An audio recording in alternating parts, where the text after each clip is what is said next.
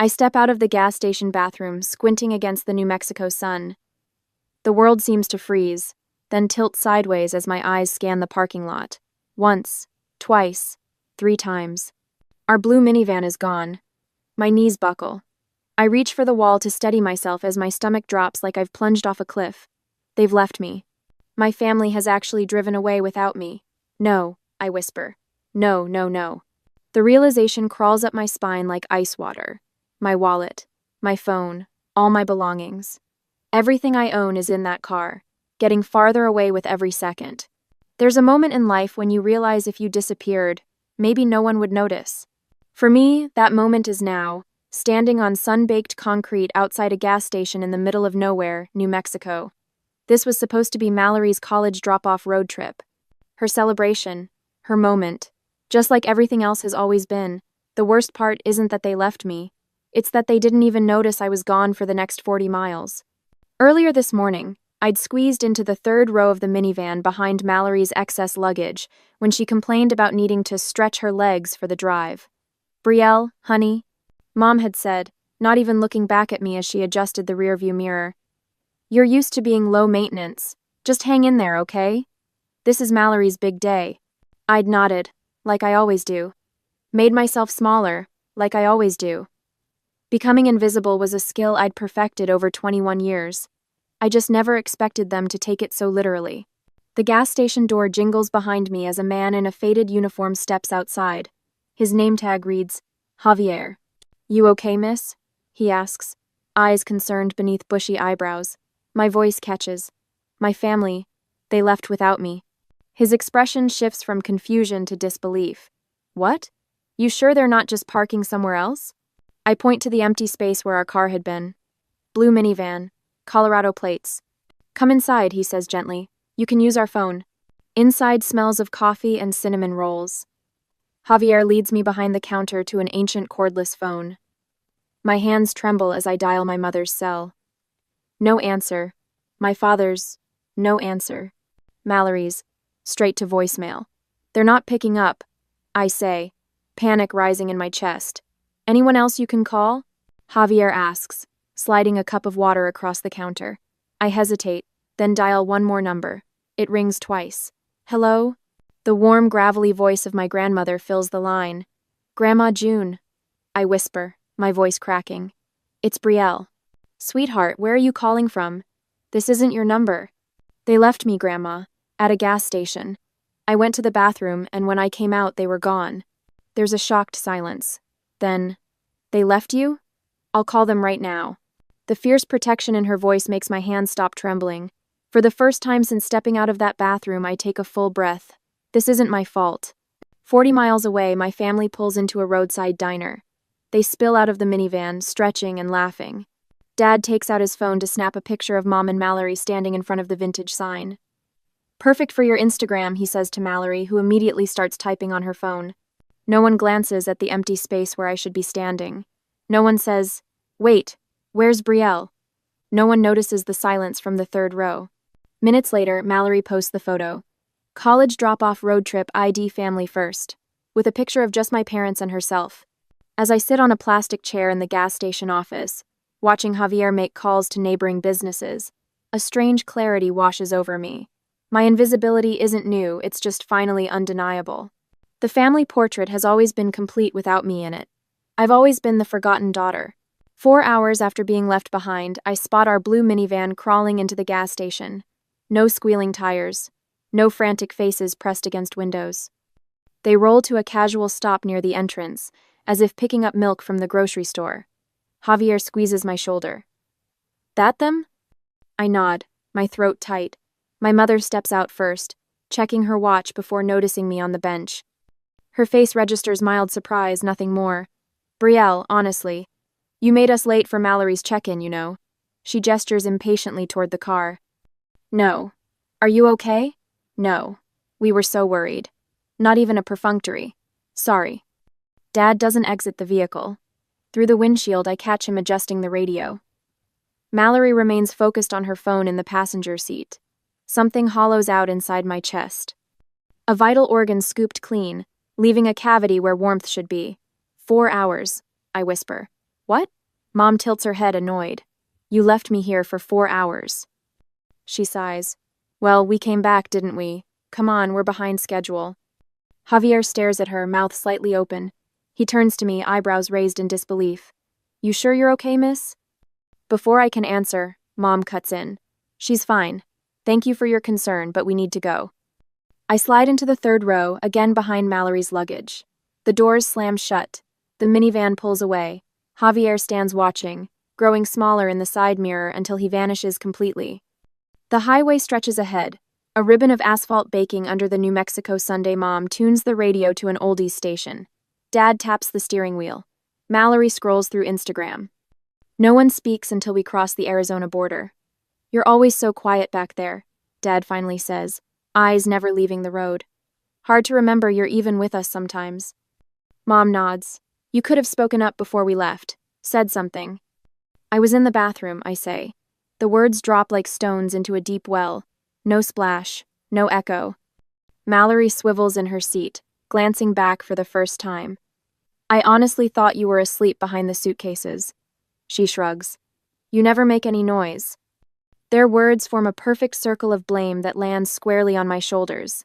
The incredible act of forgetting a family member transforms into my fault for being too quiet, too unassuming, too forgettable. No one apologizes. No one acknowledges the fundamental wrong. The radio plays on. I run my fingers along the backpack at my feet, searching for the familiar shape of my owl keychain. The silver chain dangles empty. Mom, where's my owl keychain? The one Grandma June gave me for my 10th birthday. She waves her hand dismissively. Oh, that old thing? It fell off when I moved your bag. I tossed it, it looked worn out. My lungs seize. That keychain, the tiny pewter owl with amber eyes, was the first gift I'd ever received that wasn't a hand-me-down from Mallory. Grandma June had it specially made, whispering, Owls see what others miss, just like you.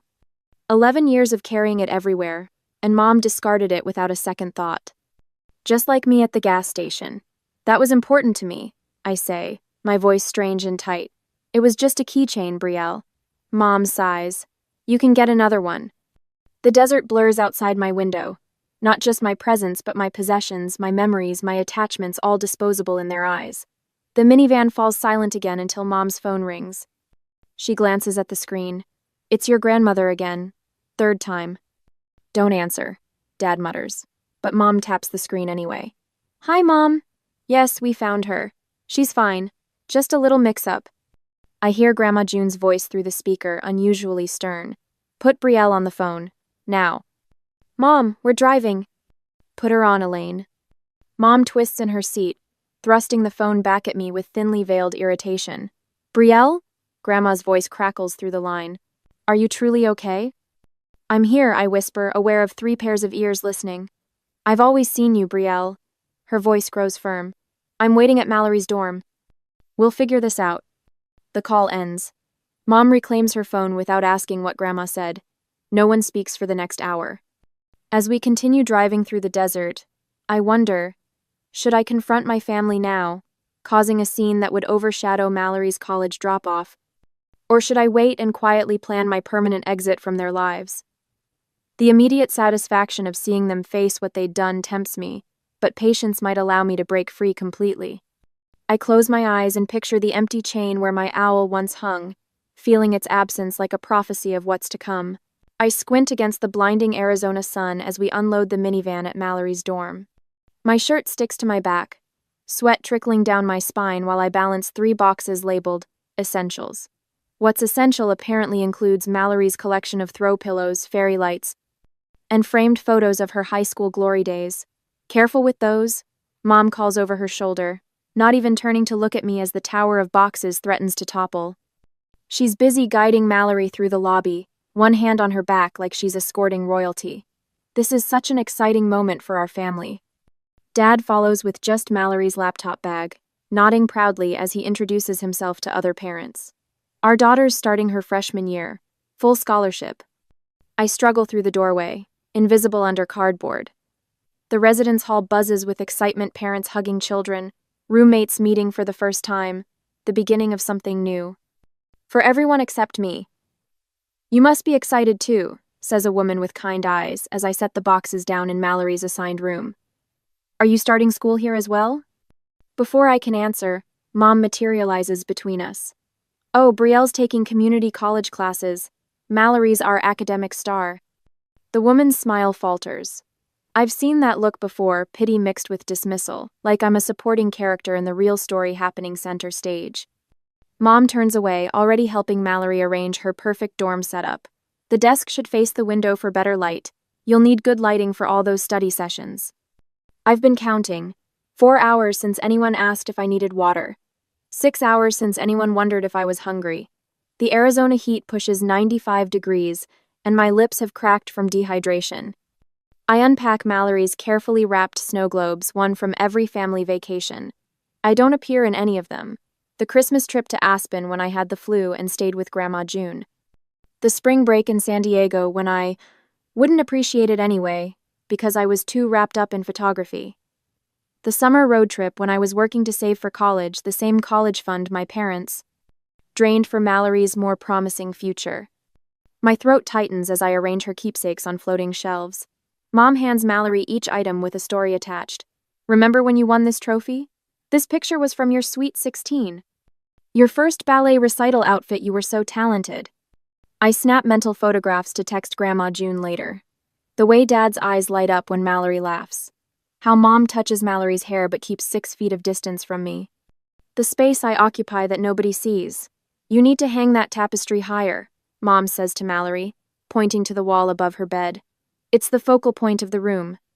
Brielle can do it, Mallory says, not looking at me. She's taller. As I stretch to reach the hooks, a voice whispers beside me. Your sister seems high maintenance. It's Mallory's roommate Sarah, offering a sympathetic smile and slipping a candy bar into my pocket. Thought you might need this. The small kindness nearly breaks me. For the first time today, someone besides Grandma June has actually seen me. Later, as we stand in the hallway, my parents discuss dinner plans. That steakhouse we passed looked nice, Mom says. Mallory loves a good filet mignon. Let's wrap this up, Dad says, checking his watch. We have a long drive back. He hasn't made eye contact with me once today. Something snaps inside me. The weight of invisibility suddenly too heavy to carry. No one realized I was gone, I say, my voice steadier than I expected. Not for 4 hours.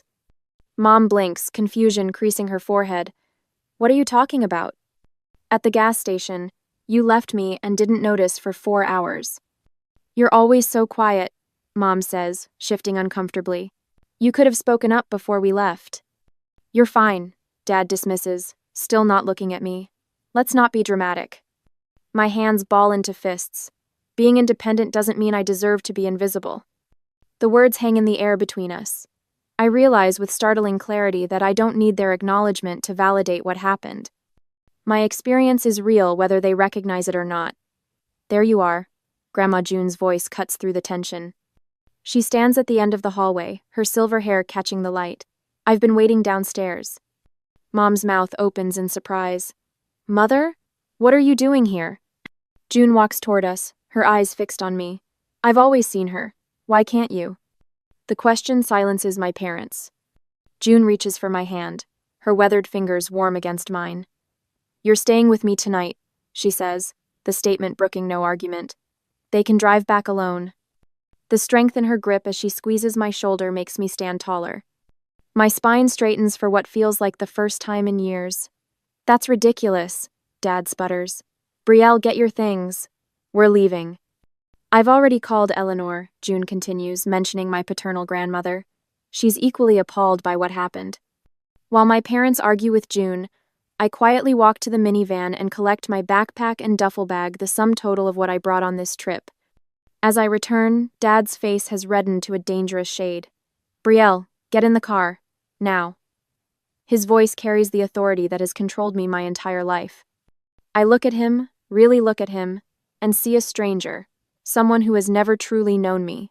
For the first time in 21 years, I turn my back on him and walk away. Later that night, I sit cross-legged on Grandma June's living room floor, legal pad balanced on my knee, pen poised between my fingers. The yellow pages spread around me like fallen leaves, each one filled with precise documentation. The 8th of July, 2022, I read aloud. High school graduation party.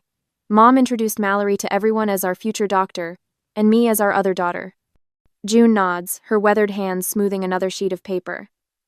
December 2018. She adds.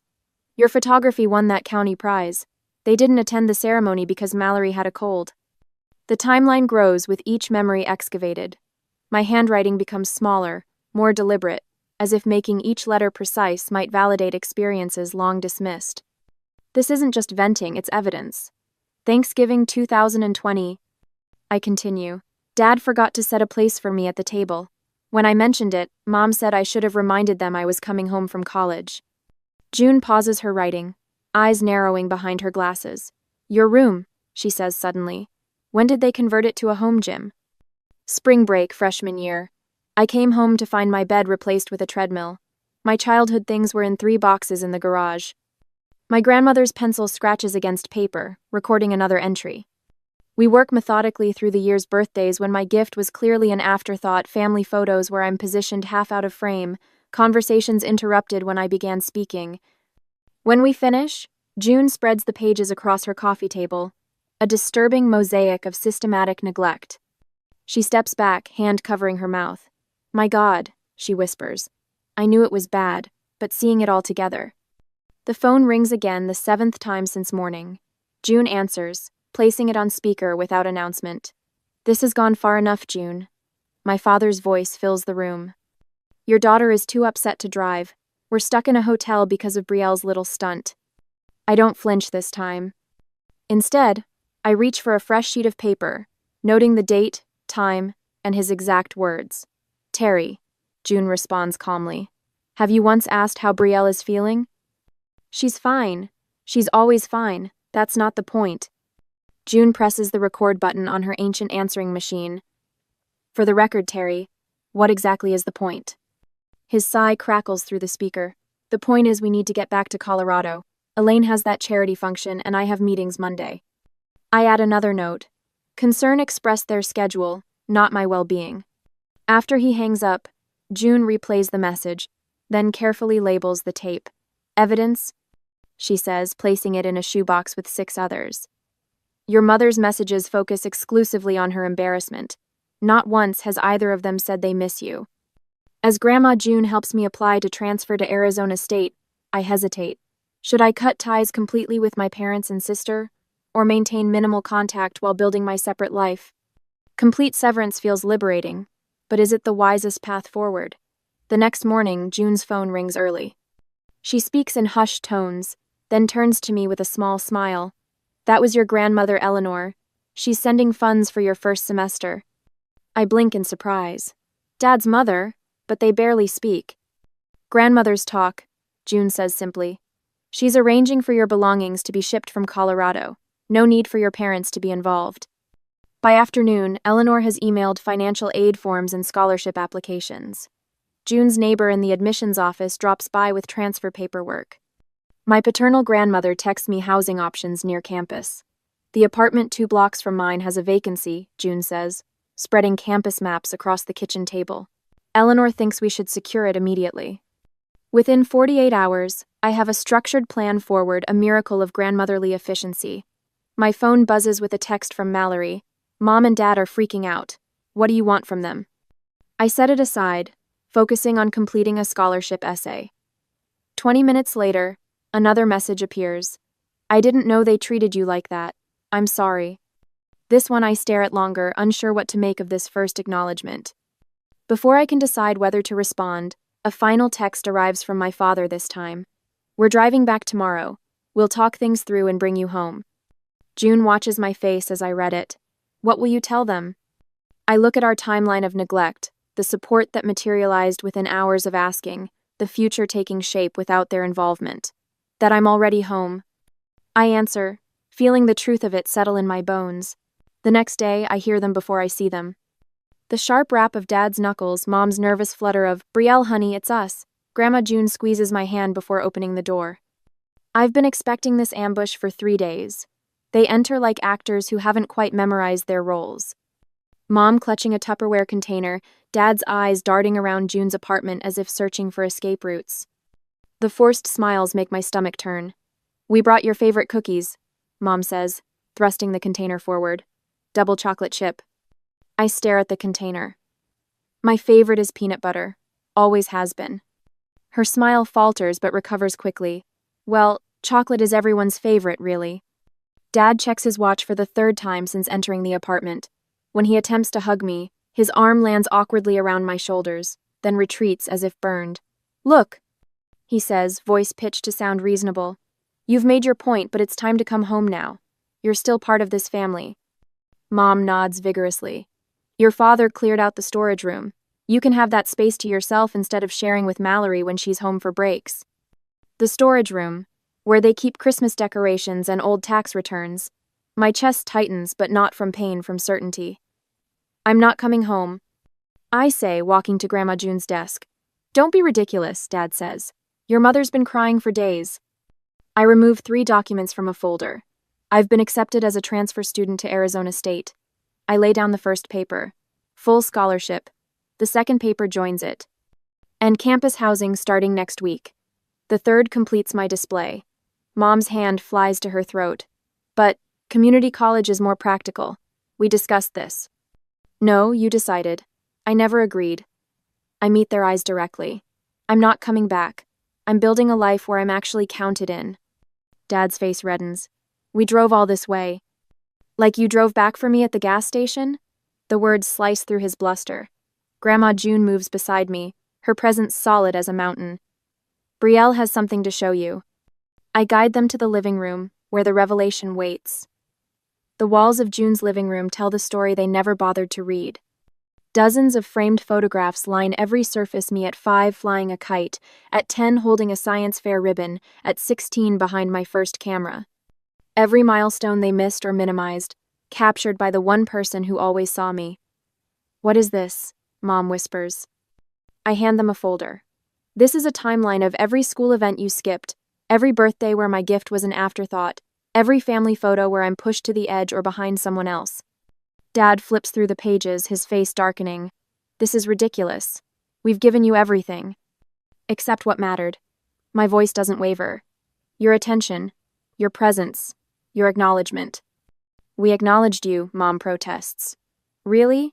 When Mallory won her spelling bee in 4th grade, you took the family to Disneyland. When I won the state photography contest last year, you asked if I could postpone the ceremony because it conflicted with Mallory's dentist appointment. Mom begins crying, soft hiccuping sobs that would normally trigger my immediate comfort response. I watch her tears without moving. You don't understand how hard parenting is, Dad says, dropping the folder onto the coffee table. You can't give everyone the same attention all the time. I never asked for the same, I reply. I asked to be seen at all. I gesture to the photographs. Grandma June saw me. With 1 weekend visit per month, she managed what you couldn't do living in the same house. Mom reaches for me, mascara streaking down her cheeks. Brielle, please, we love you. My phone buzzes. A text from Mallory. I see it now. I was part of the problem. I'm sorry. The simple acknowledgement from my sister hits harder than I expected. She sees it. Why can't they? I need you to understand something, I tell my parents. This isn't teenage rebellion or a phase. This is me choosing to value myself when you wouldn't. Dad stands abruptly. I think we're done here. When you're ready to stop being ungrateful for everything we've provided, you know where to find us. Mom hesitates, looking between Dad and me, before slowly gathering her purse. What should I tell people? She asks, her real concern finally revealing itself. Tell them the truth, I suggest. Or don't. I'm no longer managing your image. They leave without further argument, Dad muttering about ungrateful as they walk to their car. Mom remains silent, her shoulders hunched in a way I've never seen before. Will they reflect on what happened, or will they rewrite this confrontation like they've rewritten my entire existence? After they drive away, I return to Grandma June's computer to find an email from Mallory. The subject line reads simply, Evidence. Attached are dozens of family photos spanning years, every single one showing me in the background, half cropped out of frame, or looking away while they smile directly at the camera. She's finally seeing what I've known my whole life. I print one particularly telling image, me standing 3 feet away from their tight trio at Mallory's high school graduation, and add it to my timeline. The final proof of a pattern too consistent to be accidental, too painful to be forgiven without acknowledgement, too important to ignore any longer. 6 months after the gas station incident, my dorm room at Arizona State vibrates with life and purpose.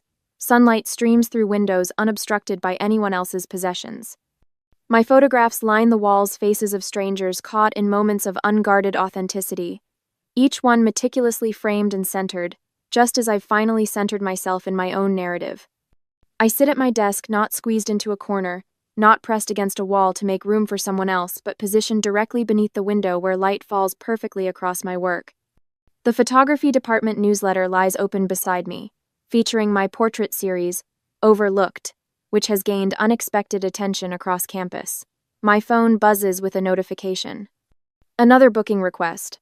My specialty in capturing people's overlooked qualities has resonated with students seeking something beyond typical graduation photos. They want portraits that reveal the parts of themselves others typically miss. Your work sees people. My professor commented last week. There's a compassion in your lens that comes from understanding invisibility from the inside out. The comment stayed with me, warming my chest in unexpected moments. The desert stretches beyond my window as I pack my camera bag for the drive. The gas station sits exactly as it did 6 months ago, though it feels smaller now. Javier's eyes widen when I step inside, recognition lighting his weathered face. The girl whose family forgot her, he says, setting down a stack of cups. You look different. I hand him a carefully wrapped package. For the man who remembered me. He unwraps the photograph, the gas station at sunset, shadows stretching long across the pavement, the horizon burning gold and crimson. The inscription reads, Where I Found Myself. Beautiful, he whispers, running his finger along the frame. What happened with your folks? I redefined what family means to me. I answer, the words flowing easily now after months of therapy. Some relationships heal, others transform, a few end. All those outcomes require being truly seen first. He nods slowly, understanding in his eyes. Good for you, finding your focus. That evening, our small celebration dinner feels worlds away from family meals of my past. Grandma June pours wine while Eleanor arranges a bouquet she grew specifically for tonight. Mallory sits somewhat awkwardly beside them, her presence a tentative bridge between my old life and new one. To seeing and being seen. June proposes, raising her glass. To boundaries and bridges, Eleanor adds, her gaze warm on mine. Mallory hesitates before adding, I'm learning to really look, Bri. I'm sorry it took losing you to start. I touch my glass to hers, neither accepting nor rejecting, acknowledging. Time will tell which category our relationship falls into, healed, transformed, or concluded. The gallery lights illuminate my photographs perfectly. My first exhibition opened yesterday, The Invisible Made Visible, and the turnout surprised even my professors. On my desk at home, 2 letters await my response. Acceptance to a prestigious summer photography program and an invitation to document family dynamics for the psychology department's research study. But most meaningful is the self-portrait hanging at the exhibition's center. For the first time, I've photographed myself looking directly at the camera, no cropping, no background placement, no averted gaze. The woman in the image stands confidently centered, eyes clear and present, fully inhabiting her space. As I hung that self-portrait, the first, where I wasn't cropped out or pushed to the background, I wondered about the balance between forgiveness and self-protection. Can you acknowledge someone's role in your past without giving them power over your future? What would you choose? Keeping toxic family at a safe distance, or attempting to build something new from the ashes of what burned down?